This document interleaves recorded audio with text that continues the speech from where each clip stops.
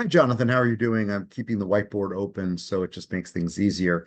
So in the last video, we talked about fractions, decimals, and percents and how they all uh, you can use each of those different methods to describe any value, especially values between 0 and 1, fractional values, what we think of as values that are between 0 and 1, part of a whole.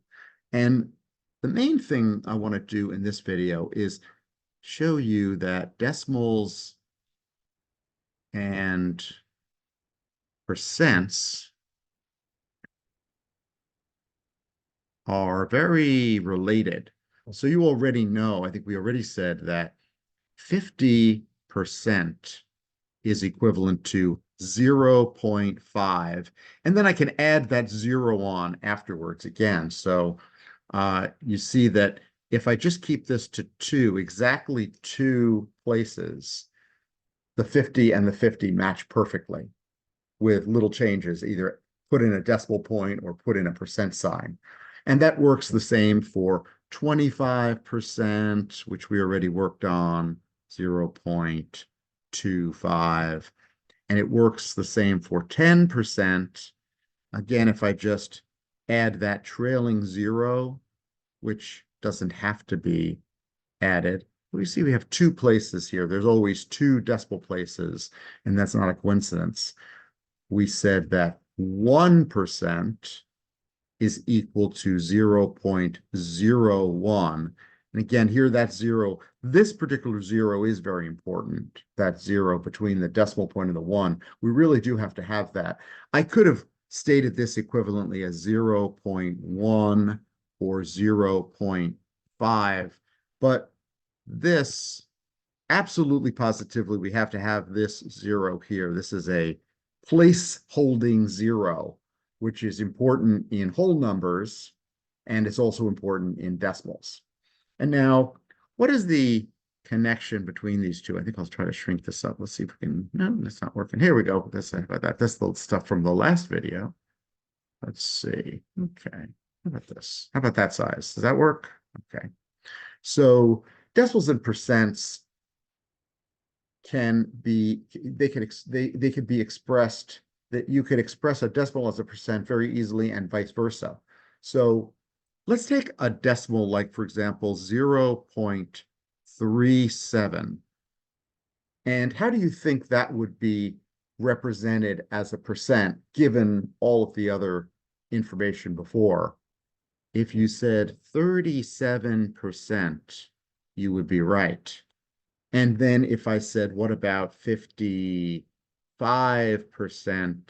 How would I express that as a decimal?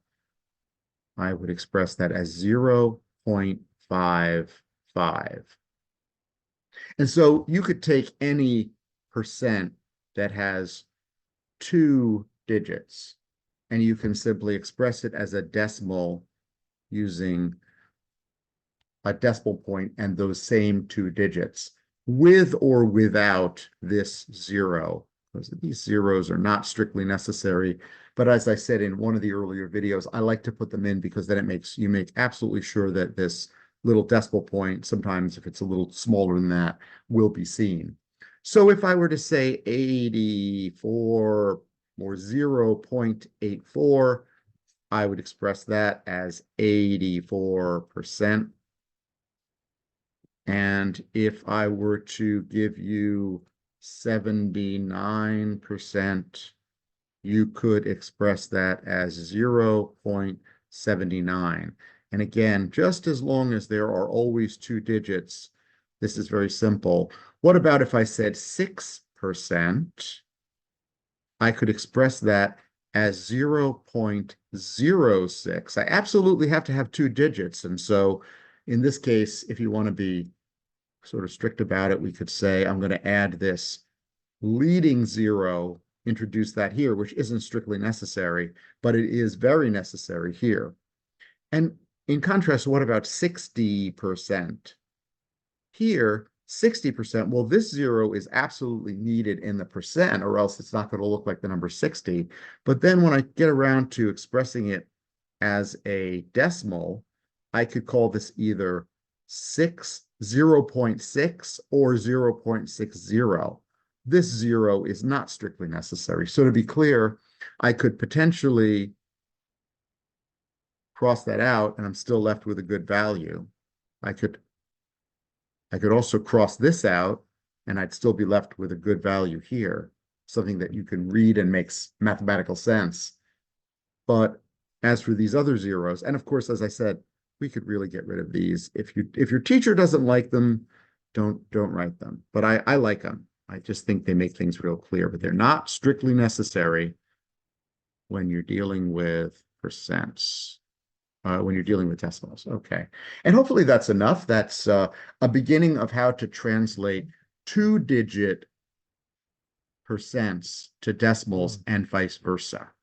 And then we'll get to slightly more complicated cases when you have more than two digits, either in the decimal places or in the percent. Thanks.